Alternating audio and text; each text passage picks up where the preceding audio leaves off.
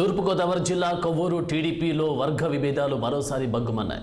మాజీ మంత్రి కొత్తపల్లి జవహర్ టికెట్ ఇవ్వొద్దని ఇస్తే ఓడిపోతారంటూ అచ్చిబాబు వర్గం స్పష్టం చేసింది.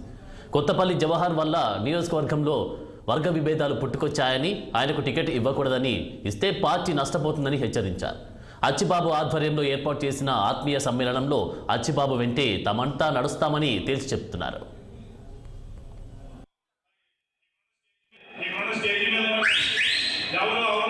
దయచేసి అందరూ కూడా తీసుకోండి.